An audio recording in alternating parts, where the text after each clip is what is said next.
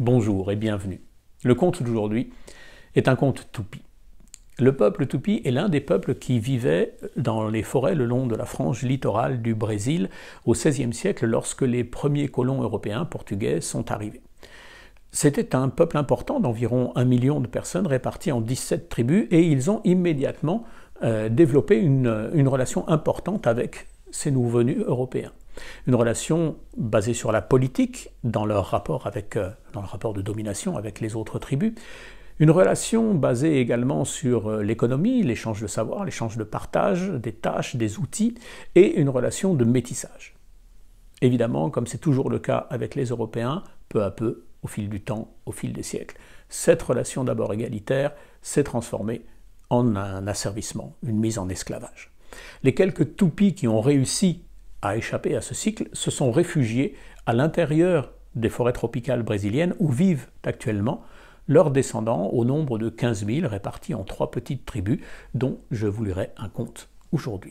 Ce qui est important de noter concernant les Tupis, c'est que même si ils ont été dilués, décimés, chassés, ils restent dans la culture brésilienne aujourd'hui très importants de par l'héritage qu'ils ont laissé dans les morphotypes que l'on retrouve dans la population.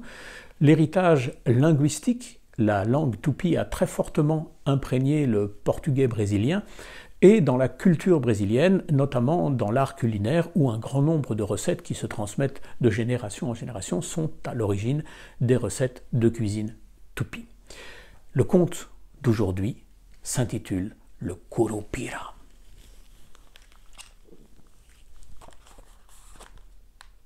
Pénombre bleue dans la clairière, réveil des oiseaux de nuit.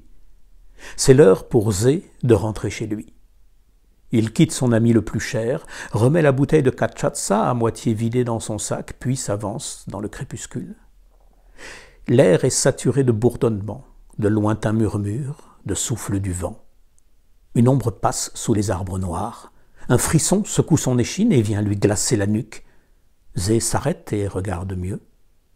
Un cri d'oiseau, un battement d'ailes, un son strident, puis un deuxième, puis 10, puis 100 l'encerclent de toutes parts. La peur lui gèle les sangs. Lance Zé à l'invisible, ô hibou farceur, aux esprits furieux, au cœur qui bat dans ses tempes et qui résonne comme un tambour. Soudain le silence se fait. Immobile sur le sentier, une créature l'observe. Moitié moins haute qu'un homme, ses cheveux sont orange carotte, ses dents vertes, son regard noir, et ses pieds effroyablement retournés pour faire croire qu'ils vont d'où ils viennent à qui voudrait suivre leurs traces. Depuis l'enfance, Zé le redoute. Le mystérieux Curupira, qui inquiète tout le village, hante les rives, perd les chasseurs, se transforme en cerf, en rapace, en spectre ou en plante vivace, ensorcelant le territoire, le protecteur de la forêt. « Que me veux-tu » demande Zé pour se donner du courage. « M'effrayer, c'est raté » ajoute-t-il la voix tremblante. La forêt hurle comme un démon.